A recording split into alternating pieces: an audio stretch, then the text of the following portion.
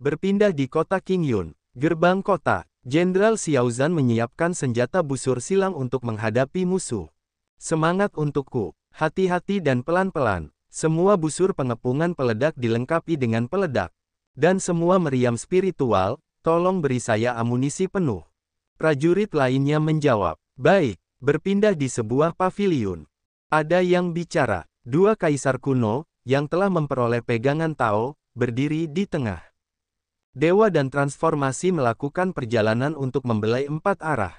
Ini sebabnya mengapa langit dan bumi stagnan, roda berputar tanpa limbah, air mengalir tanpa henti, dan segala sesuatu berakhir. Aliran hidup dan mati, formasi, bangkit. Terlihat ada formasi mengelilingi kota Qingyun. Orang-orang pada melihat formasi itu. Berpindah ke tempat lain. Jenderal Xiaozan melaporkan, ini kira-kira situasinya. Semuanya sudah siap, baik menyerang atau bertahan, kota ini telah mencapai kesempurnaan. Permaisuri Muxuan berkata, penempatan Anda sempurna, dan dibuat dengan baik. Xiaozan bilang, pekerjaan yang termasuk dalam tugas, tidak layak dipuji. Permaisuri Muxuan berkata, Jenderal Xiao, kudengar senjatamu dirusak oleh Kun Yuanxian, dalam pertempuran sebelumnya. Apa itu pernah terjadi? Xiaozan menjawab, ya, jadi saya berencana menemui Master Baili, dan memintanya membuatkan senjata kekaisaran setengah langkah lagi untuk saya. Hanya saja saya tidak yakin, apakah ada cukup waktu untuk mengeluarkan senjata ini, untuk menghadapi perang yang akan datang. Muxuan bilang, memang begitu, selain apakah ada cukup waktu, kita juga perlu mempertimbangkan kegagalan menempa senjata kekaisaran setengah langkah. Lagi pula, bahkan Master Baili tidak dapat menjamin 100% peluang menciptakan senjata kekaisaran setengah langkah. Lalu Qintian berkata, rekan Tao Muxuan, saya rasa saya bisa membantu dalam masalah ini. Muxuan menanggapi, rekan Tao Qintian, apa maksudmu? Qintian menjawab, hari ini saya di sini untuk memamerkan keahlian saya. Zhongwu, senjata yang aku janjikan padamu sebelumnya, akan kubuatkan kali ini juga. Zhongwu berkata, sungguh. Qintian menjawab, tentu saja.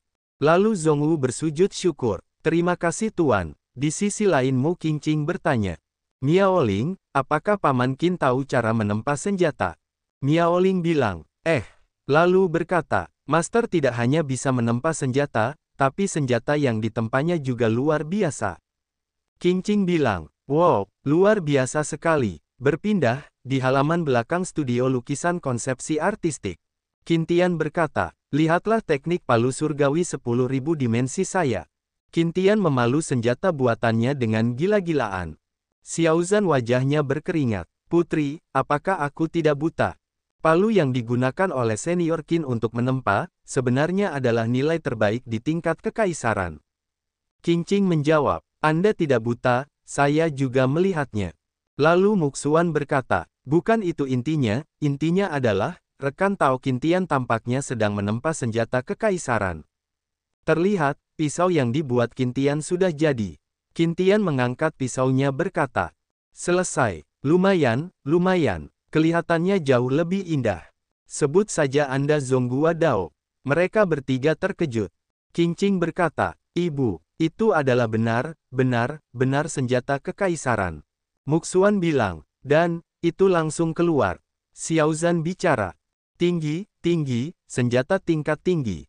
Lalu Qintian berkata, Zhongwu, pisau ini diberikan padamu. Zhongwu menangis bahagia. Terima kasih atas hadiah pedang Tuan Muda, Zhongwu pasti akan melewati api dan air untuk Tuan Muda.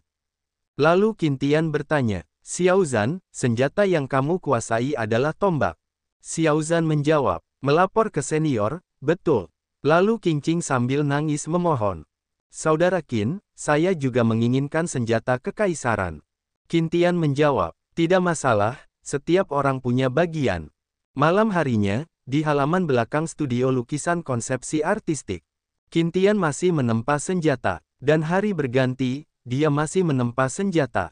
9 hari kemudian, Qintian berkata, selesai, dan terlihat senjata pedang, dinamai kelinci merah muda. Dan senjata tombak, dinamai Laki E. Qingqing bertanya, Mengapa pedangku disebut kelinci merah muda dan tombak Jenderal Xiao disebut Laki E? Xiao Zhan berkata, nama ini sangat aneh. Qin Tian bilang, karena tidak ada seorang pun yang sanggup menanggung rasa malu, karena dibunuh oleh kelinci berbulu merah muda, dan huruf E keberuntungan dari lancar sejak zaman kuno. Setelah beberapa saat, malam tiba. Mu Qingqing berpamitan. Paman Qin Tian, selamat tinggal. Xiao Zhan berkata, maaf mengganggu Anda. Qin Tian menjawab, oke, datang dan bermain lagi jika Anda punya waktu. Lalu Miao Ling menghampiri Qin Tian. Guru, silahkan kembali ke rumah, di luar dingin. Qin Tian menengok ke arahnya. Miao Ling memakekan jaket ke Qin Tian. Segera setelah Anda pulih, Anda mulai bekerja lagi. Tapi kamu jangan sampai masuk angin. Lalu Qin Tian memandangi wajah Miao Ling. Miao Ling bertanya, Guru, mengapa kamu menatapku? Apakah ada sesuatu di wajahku? Qin Tian menjawab, yah, itu cukup cantik. Miao Ling jadi malu. Kamu menggodaku lagi, dan kamu sama sekali tidak terlihat seperti guru. Qin Tian tertawa, hahaha, apa gunanya penampilan guru? Lalu tiba-tiba kepala Xiaoru membentur Qin Tian. Qin Tian memeganginya. Lalu bertanya, Xiaoru bilang, Qin Tian, tolong. Ini mendesak. Qin Tian bertanya, ada apa-apa yang terjadi? Xiaoru menjawab, adikku lari dan keluar mencariku. Tapi dia ditangkap oleh orang-orang aliansi kekaisaran dalam perjalanan. Beberapa saat kemudian, di hutan, terlihat ada yang sedang memanggang daging besar. Yang berwajah binatang berkata, Catur, apakah kamu yakin Bai Xiaoru benar-benar akan jatuh ke dalam perangkap? Sampingnya menjawab, pastinya, orang itu dipanggil Catur. Dia berkata, Bai Xiaoru dan saudara perempuannya Bai Xiao selalu dekat dan tidak dapat dipisahkan.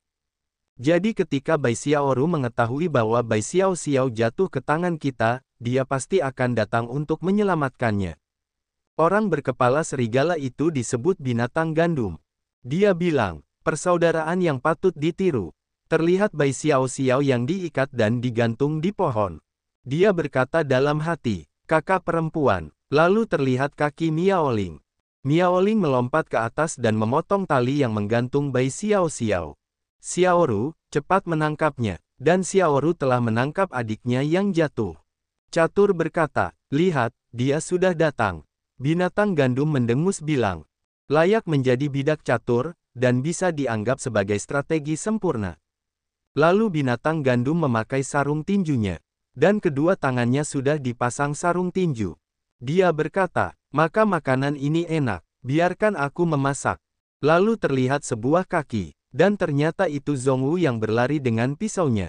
Lalu dia menebas binatang gandum dengan pisaunya, binatang gandum bisa menghindari serangannya. Dia mundur beberapa langkah. Catur bertanya, kenapa kamu masih punya pembantu? Bukankah orang-orang ini takut balas dendam aliansi kekaisaran? Qin Tian bilang, informasi Anda tertinggal selama bertahun-tahun, dan Anda bahkan tidak tahu siapa yang ada di sekitar Xiaoru.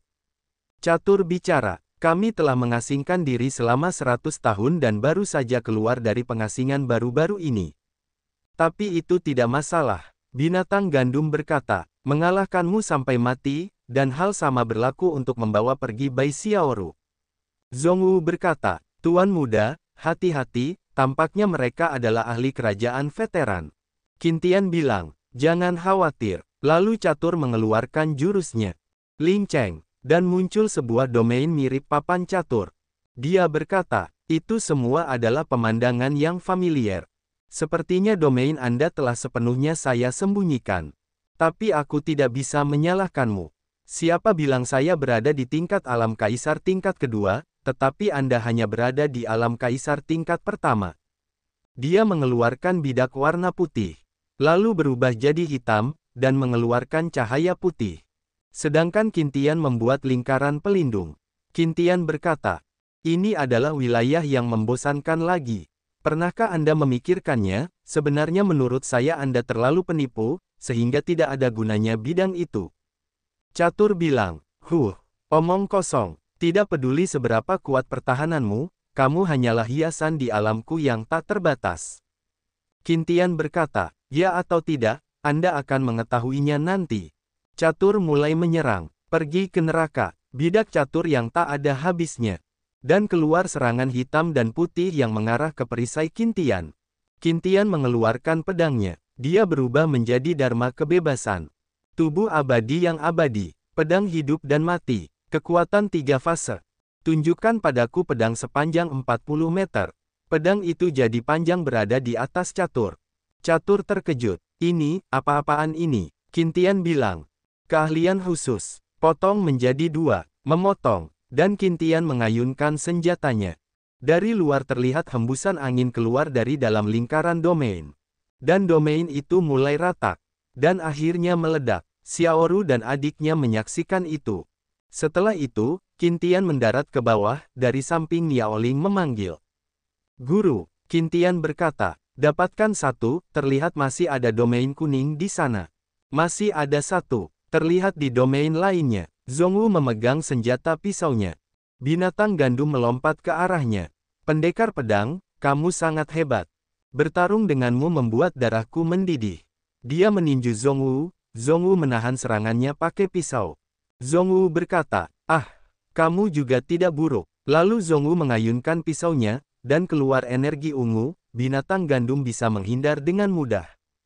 Dia mundur beberapa langkah, lalu berkata, sayang sekali kamu sudah tua.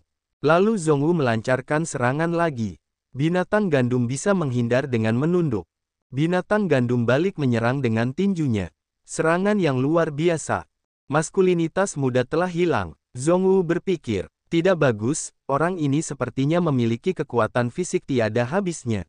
Binatang gandum berkata, tinjuku seperti ini, berapa kali kamu bisa menanggung ini? Dia meninju Zhongwu dengan keras. Zhongwu terjatuh ke bawah. Dia menabrak sebuah bukit tanah. Binatang gandum akan menyerang lagi. Menderita kematian, lalu muncul aura merah di sana.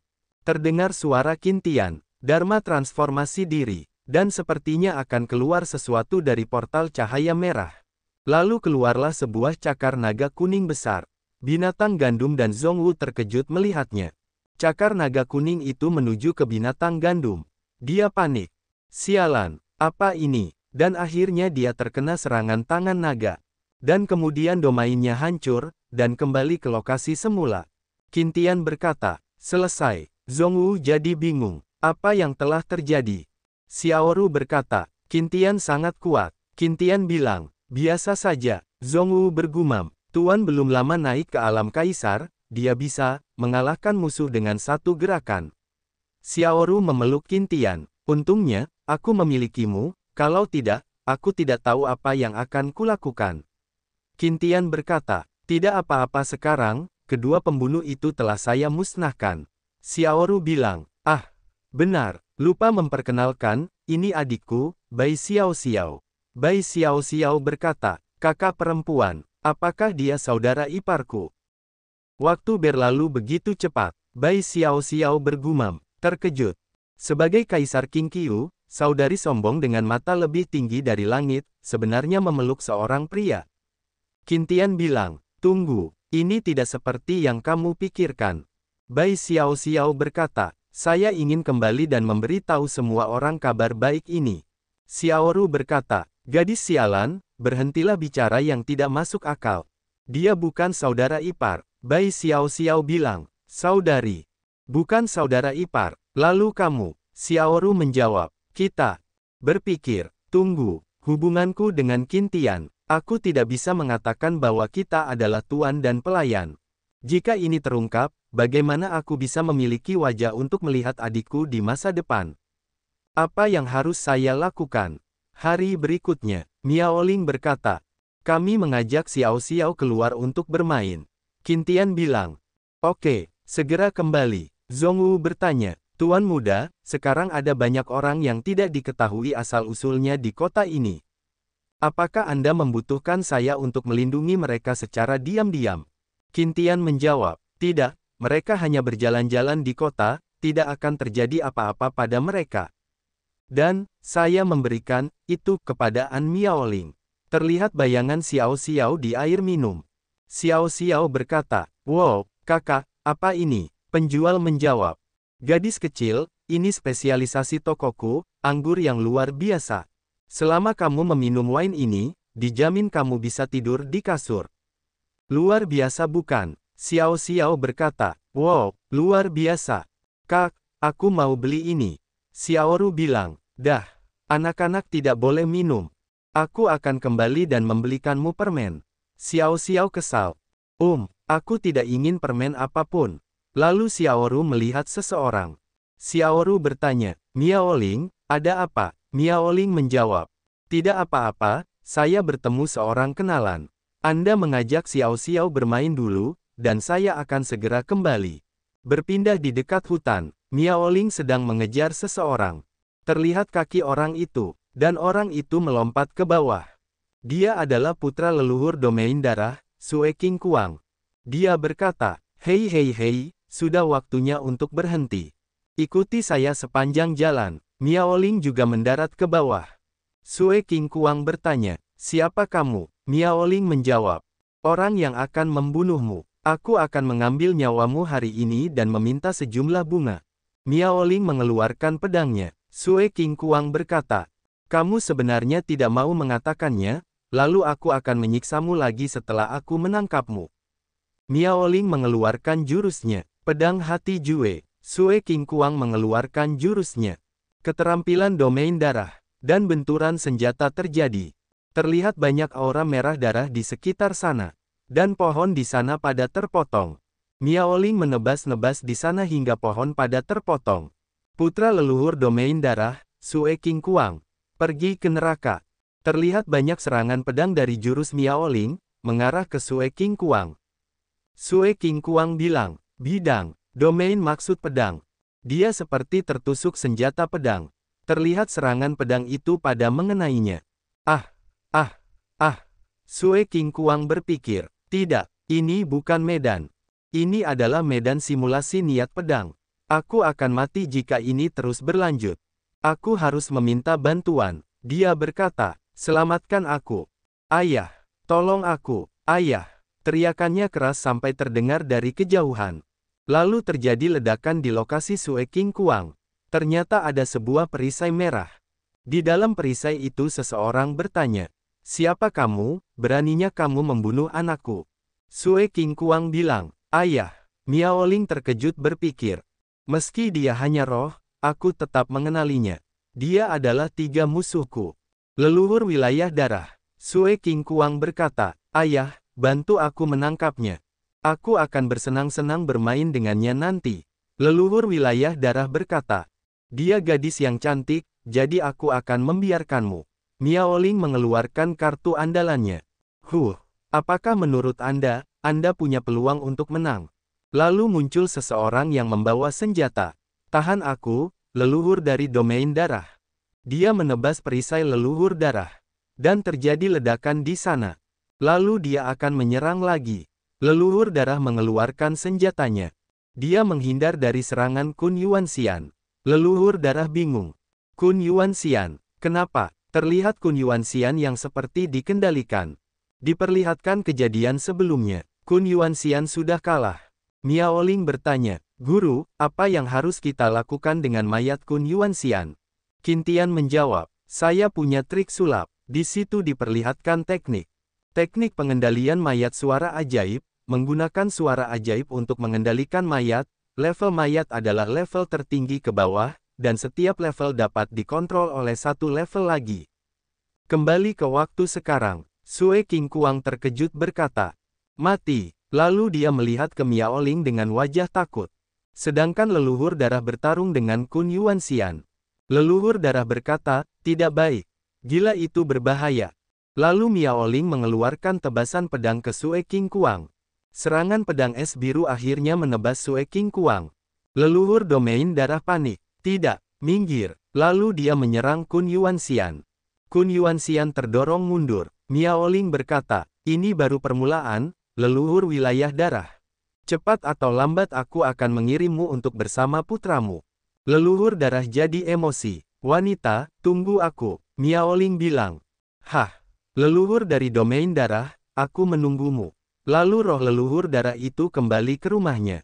Dia membanting botol. Putra, Sebagai seorang ayah, aku pasti akan membantumu membalas dendam. Dan Kun Yuan Xian, aku akan menemui ibu mertua Kaisar Kun Yuan, dan menanyakan apa yang terjadi. Berpindah di studio lukisan konsepsi artistik. Xiao Ru berkata, Qin Tian, kami kembali dari berbelanja.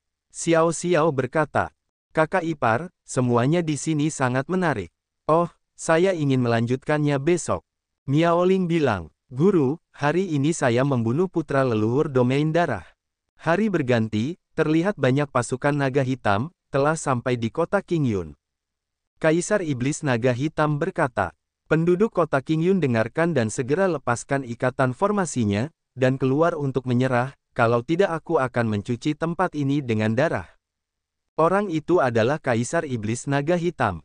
Lalu ada yang berkata, menyerah tanpa membunuh. Menyerah tanpa membunuh. Para penduduk pada menontonnya.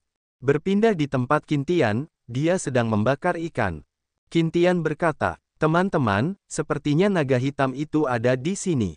Muxuan berkata, baunya enak sekali, dia benar-benar tahu cara memasak. Qin Tian bilang, ayo pergi ke sana juga. Muxuan berkata, baiklah. Qin Tian bilang, ayo pergi. Zhongwu berkata, Tuan muda, anggur ini baru saja dihangatkan. Qin Tian bilang, tidak apa-apa, kami akan segera kembali. Ingatlah untuk menyerahkan ikannya untukku. Zhongwu menjawab, baiklah. Berpindah di gerbang kota Qingyun. Terdengar suara, sekelompok pengkhianat. Sial, Qin Tian bertanya, apa yang terjadi, dan kenapa kamu bisa berlumuran darah? Xiao Zhan menjawab, karena beberapa kekuatan di kota, termasuk kamar dagang Aoki, salah satu dari dua kamar dagang utama, semuanya percaya bahwa kita akan dikalahkan. Dalam upaya untuk menyerang istana utama kota, buka formasi pertahanan dan serahkan kepada Kaisar Iblis Naga Hitam. Jadi saya secara pribadi memimpin tim, dan membunuh semua pengkhianat ini. Muxuan berkata, bagus sekali. Akan sangat disayangkan bagi orang-orang yang benar-benar mencoba mengkhianati kepentingan kekaisaran Haotian kita. Qin Tian berkata, lalu giliranku untuk mengambil tindakan. Muxuan bilang, selanjutnya, kita akan melihat rekan Daois Qin memamerkan kekuatannya. Kaisar Iblis Naga Hitam melihat ke bawah. Dia sebenarnya mengirim tentara tak dikenal untuk mati. Apakah tidak ada seorang pun yang tersisa di kekaisaran Haotian? Di mana Xiao Zhan? Qin Tian menanggapi, Xiao Zhan sedang memancing di kota. Lagi pula, aku di sini bukan untuk mati, tapi untuk membunuhmu. Kaisar Iblis Naga Hitam berkata, beraninya orang tak dikenal mengucapkan kata-kata sombong seperti itu. Hari ini saya akan mengajari Anda apa artinya masalah keluar dari mulut Anda. Pergi ke neraka, Qin Tian berkata, sekarang sudah benar.